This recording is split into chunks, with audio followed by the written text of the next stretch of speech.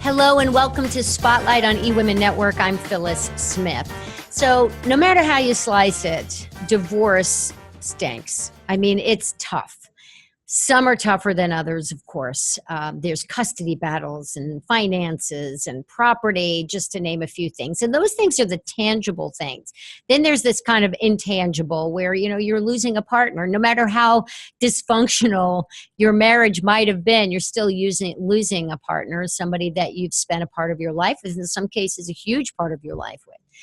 So my guest today makes a living supporting people going through divorce, and she walks them through the process, and she's one of only 2,000 certified divorce financial analysts. I mean, she ranks above your attorney in terms of helping you with financial advice around your divorce. And she too, she's been through a divorce, but the divorce that she had experienced was brutal. Absolutely brutal. So she really comes from a place of knowing and experience, and is there to walk you through not just the finances, but also through the court processes and just all kinds of different things. So we're going to learn more about that later. But for the moment, I want to please welcome Kathy Costas. She's one of our our esteemed eWomen Network members. Kathy, thank you for joining us. Thank you, Phyllis. Thank you for having me on.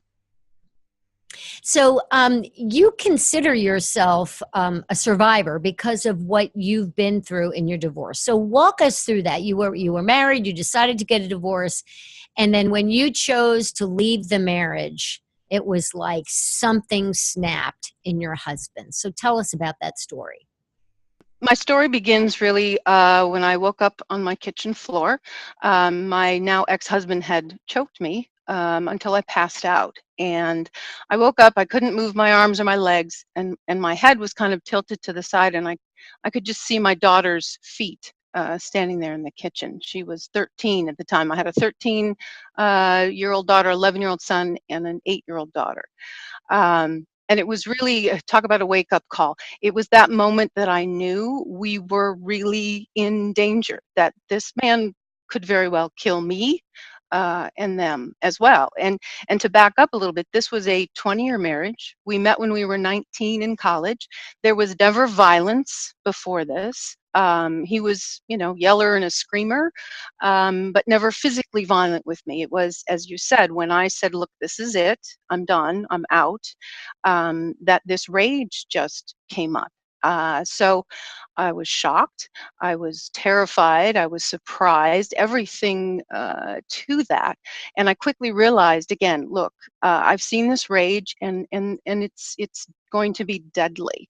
So at that point, I really started to kind of get my ducks in a row, because what most people don't understand is when something like this happens, if it's a first offense, generally speaking, if the police come, that person's coming back to your house that evening, maybe the next morning. So when you're in a situation like this, it's really so important to make plans, have money, have resources, your kids' birth certificates and social security cards. I have a son who has a lung disease called cystic fibrosis, so I needed to make sure I had all 15 of his medications stashed somewhere. So there is planning that goes into it. Now, obviously, if it's, if you're in danger of being severely hurt, you need to call the police, but you need to make some plans ideally before that happens. So let me ask you, Kathy, so you didn't leave after that experience, you waited and got your plans together before you actually left him, so that you knew that you'd be gone and he wouldn't be coming back? So it wasn't a long amount of time. It was a matter of days. But at that point, the other thing he would do would take my car keys. He'd take my cell phone. He'd park his car behind my car in the garage or in the driveway. So he literally would trap me there. So there was no walking out. I didn't want to leave my children and walk out. And yet I knew a first offense, if I called the police, he would be back. So that was my spring to action plan in that moment. And just as I said, to do all those things, from get money to get a credit card in my name to get things out of my household, so that when it was time to go and I had that opportunity, that we would be ready. And you know, in this situation, you feel trapped, but there's also that fear of, I don't know where my next foot's going to go. If I leave this situation, yes, this is a terrible situation, I need to get out, but I don't know where I'm going to land. So you start making those plans and figuring those things out as best you can. And that's part of what gives you the courage, I think, also, to get out, to make that big leap and take that big step. And so this then led you on a trajectory to a new career, right? What were you doing before then, and then what did you do after this happened? How did this change your life besides getting a divorce? Right. Well, in my first life, I was a commercial banker in New York City on Wall Street. And I had stopped that and was home with my kids for 6 or 7 years, which was a wonderful thing. And at this point, I had started to work my way back into the workforce, but I was doing a part-time job. I was doing books for a computer company, basically. So at that point, once we got out and things were starting to stabilize, I knew that I wanted to go back into the financial services arena. That was where my passion was. And then relatively soon after that, I found this specialty of the CDFA, and I started to research it and find out how I could go there, how I could get that position.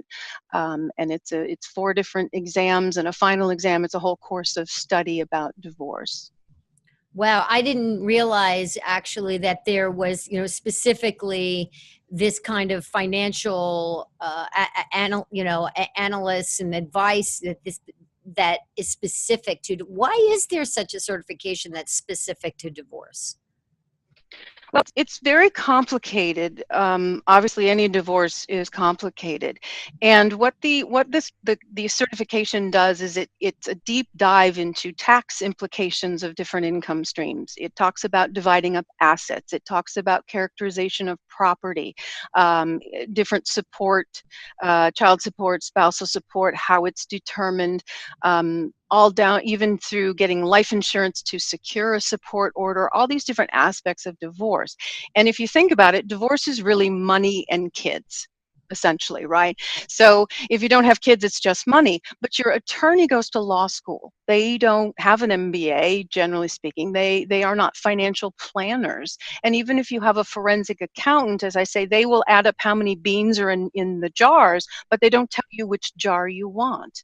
So it's kind of amazing that this is not a bigger profession and that it's not more common in divorces, because it seems so just common sense in a way.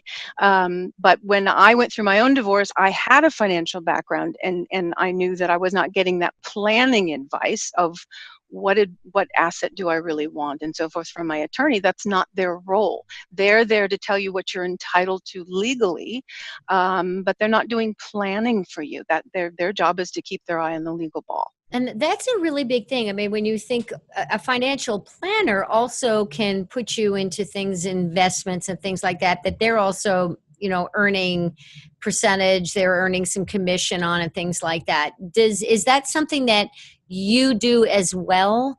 Or is it really to help people navigate, get out of the chaos and say, here is, this is a good move? And do you know what I'm saying? I mean, it's so tell me the difference there. So I have 2 parts to my business, and it's 2 very different relationships I have with my clients. During their divorce process, if they hire me as a CDFA, I am paid hourly for my time. I don't charge for emails. I don't charge for phone calls. I can, as I say, hop in and out of their divorce when they need me. And I set up my practice so that it is not cost prohibitive, because deep down I feel whether you have just $50,000 in on an IRA and maybe a house or not, or you have millions of dollars. I think this information should be available to everyone. If then someone has money to invest, then it's a whole separate relationship then, and we go down that road later on. And it's often years a divorce will take. So I don't ever want there to be a conflict of interest, which some, as you say, financial planners or financial advisors will say they can help you, but they're not charging you hourly. So they're really doing it based on the idea that, okay, I'm going to do this and then I'll have assets to manage and then I can charge there. Whereas I take many cases, I met with a lady this morning. She does not have investment assets, but she's going to use me hourly to make sure that what she does have, we can kind of maximize and optimize what it is she ends up using. So again, that business model is on purpose to take out a sort of conflict of interest. You also help provide professional resources, like even therapists. You deal with medical insurance. I mean, mediators. So you also sound like you're more of just a holistic kind of support system for people going through the divorce. Absolutely. This takes over every nook and cranny of your life. It just does. And having gone through it, I understand the anxiety, the fear, the panic, the lack of trust. If your trust has been broken through this process, I always say, I thought that was a chair over there, but now I'm not so sure because I also thought my marriage was this and it's not. So it just leaves you in this terrible condition. So my goal is to, through the professional groups that I run, create resources for my clients, people that I feel good about it, that I trust, that I know they understand where my clients are, maybe emotionally. They're not maybe at their best at this point. So I build those resources so that my clients have people to go to that I feel comfortable with. It's also, frankly, education for me because I'm not a therapist. I'm not an attorney, and I'm not going to give you legal advice or mortgage advice, but I want to know enough to know what questions to ask. And I want to know enough so that when there are issues that come up, I can be a good support. What is the biggest mistake that you would say most people make when they are getting a divorce from your expertise in the financial aspect of it? I say going through a divorce is like being pregnant. Everybody has an opinion and they feel they have to give it to you. So I think a lot of what I run into is people who listen to friends and family when they should actually be listening to an expert.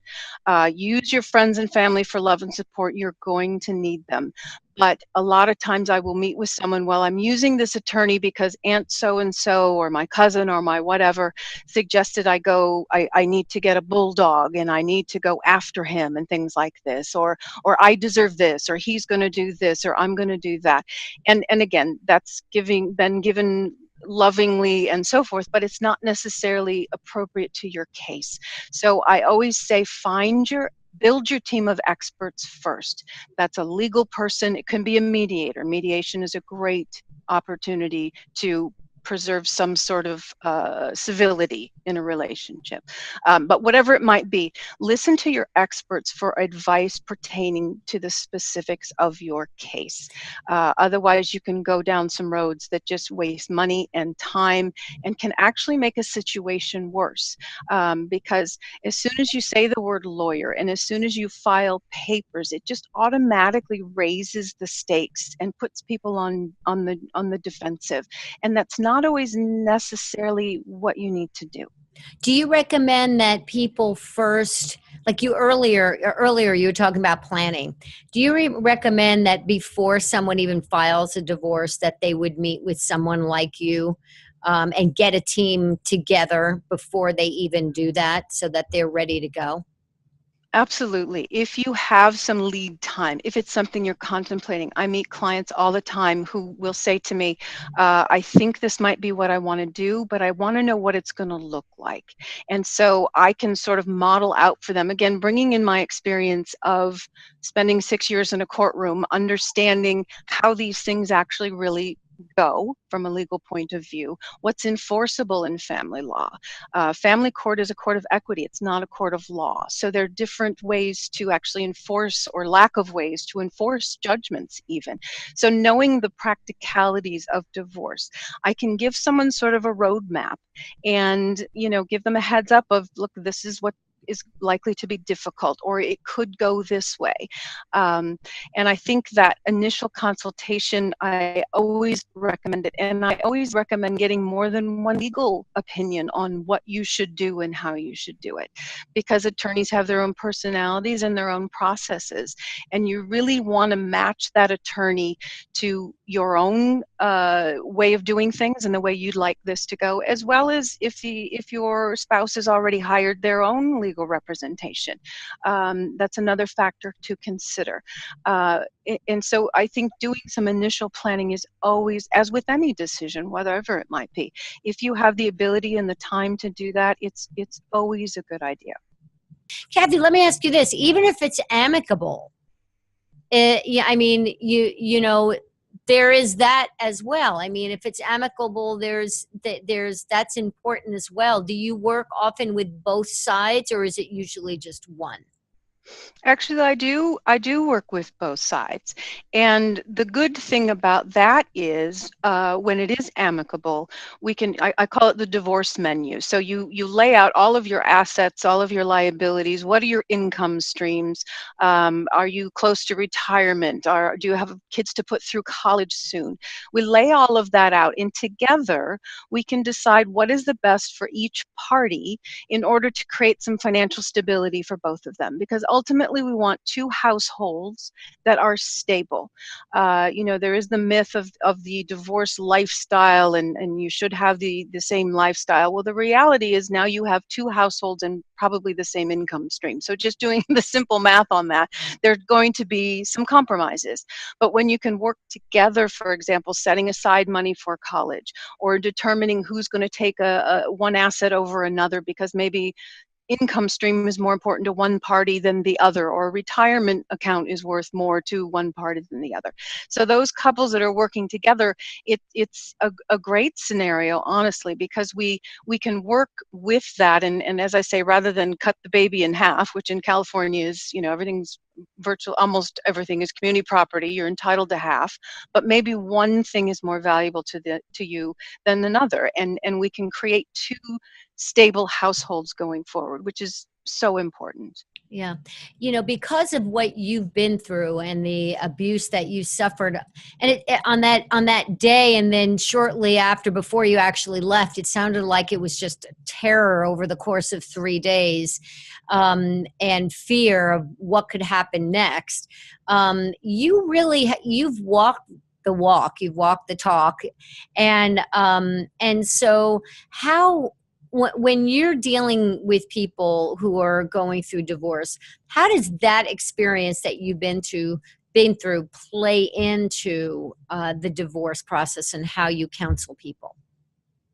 I think a couple ways, honestly. In one way, just as I do with my other investment planning people, I'm looking for the risk. I'm looking for the downside. I'm looking for the worst case scenario. So I always tell anyone I work with to write your story. Write what's going on in your marriage, and especially the folks who come to me who are maybe on the fence of whether or not they want a divorce, or maybe they're afraid because of the money. And I say, look, write what's going on in the world. It serves a couple of purposes. One, you're going to convince yourself maybe that it's getting better, or you're being told it's all you. And if you're writing down what's actually happening in your household conversations or things going on, you go back and you look at that story, and it's a bit of a reality check. It's also, frankly, how I got a lifetime restraining order. I had kept a history of things that were said, things that happened, things that were going on, showing the progression and the escalation of what was happening in my life. And because I had that, frankly, that's how a judge said, a lifetime order. So I tell folks, my clients, look, keep track, write your story, if nothing else, go back, look at it, read it, and say, if that was your friend, what would you tell your friend to do? And sometimes that is just a good reality check for folks to say, wow, I do need to do this. Is not healthy. This is not a good place for me and or my children. So I think that's in the back of my mind. I'm also watching for behaviors and changes in a spouse. A lot of times things are amicable until someone sees a retirement account cut in half or has to start writing support checks. That can change things. And as I saw things in my life change relatively out of the blue, in the back of my mind, I'm just paying attention, and I'm always kind of doing things in preparation. And writing that story is a great exercise. Just in case, I guess, is the best way to look at it. Mm. Um, You I say I also, go ahead. No, I was just going to say, I also understand where people are. I understand what anxiety is like. I understand fear and understand the feeling of being trapped. And that, I think, is one of the worst is in the human condition, is feeling there's no way out. And you can be trapped in any economic situation. It doesn't matter. So I think I know that feeling, and hopefully I'm a little bit of that light at the end of the tunnel. Kind of, where can we go? What are the steps? Where can we maybe put our next foot and find that way out? And I find that gives people a lot of strength and courage What ultimately. I imagine that there's plenty, there's, we always hear stories people staying married because of children, but what about staying married because of the finances? Like they worry if they were to get divorced that they would not be able to support themselves and their children. I mean, what would you say to people like that? That happens all the time. I did a talk once called Money and the Ties That Bind. I do find a lot of it is narrative from the other spouse and may or may not be based in reality. So when I meet with clients, we map that out and we say, okay, if we take half of this, what might this look like? What would a support order likely be if this is the non-working spouse? What could they expect to receive? And also I work with the job coach. So what might be your skills and your background? It's interesting, women who've stayed home with their children, which again, I have for a number of years, they come, oh, I haven't worked, there's nothing I can do. And I say to them, oh my goodness, if you've managed a household and dealt with 3 children, there's a lot you can do. Mhm, So mhm, sometimes the job coaching to get an idea of mhm. what might I be able to make. I generally find the unknown is more frightening than the known. And once we sit down and we work through things, now maybe you may not be able to shop like you used to, or maybe there's a change in lifestyle, but by putting some real numbers to it and setting out some plans, often it's not as scary as they thought it might be. Yeah, for something that's so emotional, it seems to me that you take the emotion out of it and you make it something that's very tangible and something easier to deal with. You also say that a divorce is a marathon and not a sprint. What do you mean by that? Well, it's we think we can do it in 6 months maybe, but rarely does that happen. There are almost always things that occur along the way, and it could be even you start out on a path together and someone gets in the spouse's ear and tells that person you deserve this and you should do that, and now you're down another road. So it does often, I would say 99% of the time, take longer than you would imagine. And you need to kind of pace yourself because it's draining. It's emotionally draining. It's like another full-time job. And you need to prepare. And that's why I say have your friends and family for love and support. You're going to need them, but rely on your experts for that expert advice. I also tell my clients when they're sort of at the end of their rope, I'll say to them, look, let me be your little energizer battery for a little while. I'm not emotionally invested in this, and while you may just feel like you're going to give up because you just can't fight any longer, take a break, take a breath, and let me carry the ball for a little while until you're back at it, because it is a long journey, almost no matter how it's done. What would you say?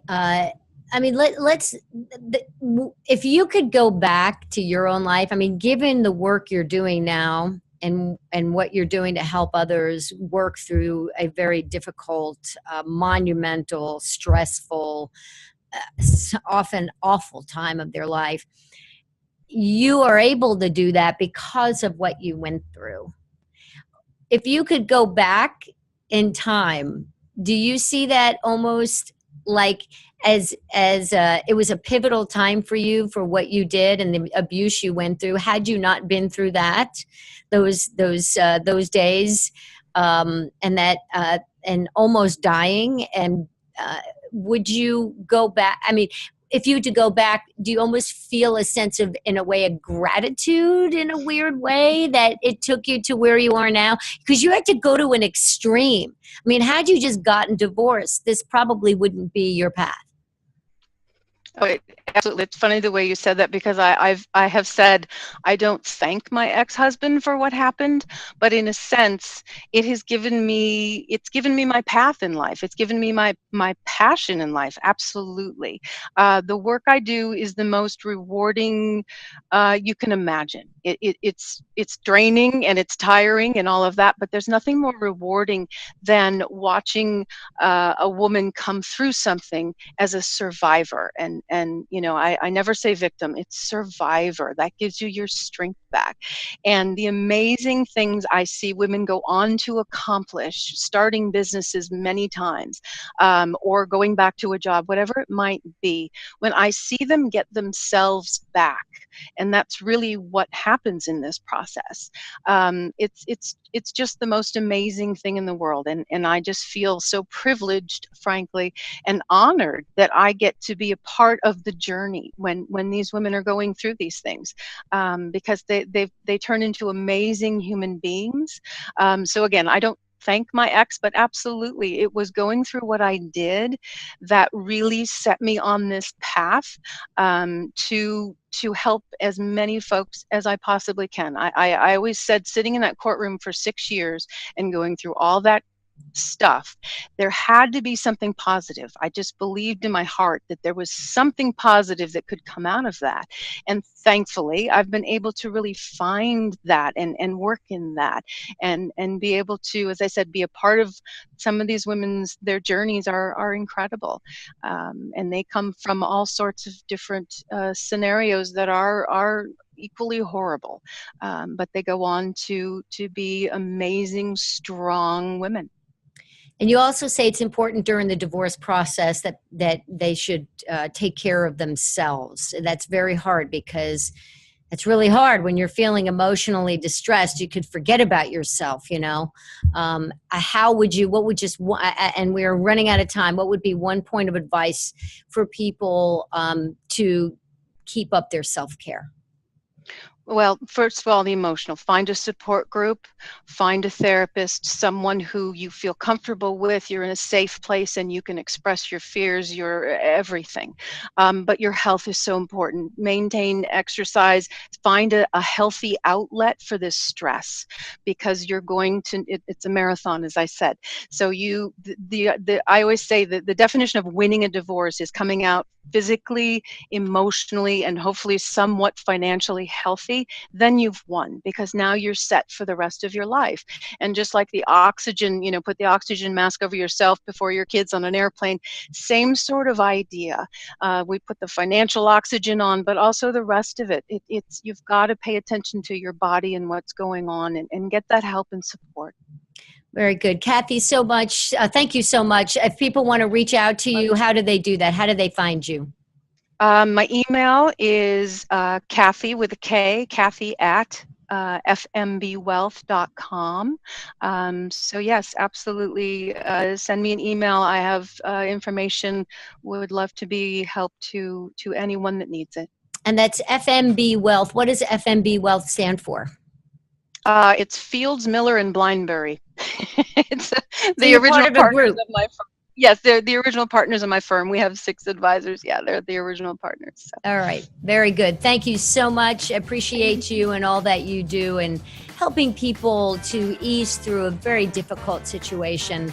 That's going to be difficult, but it's nice to know that people like you are there to support and help them make through that process and all the chaos and stress. Thank you.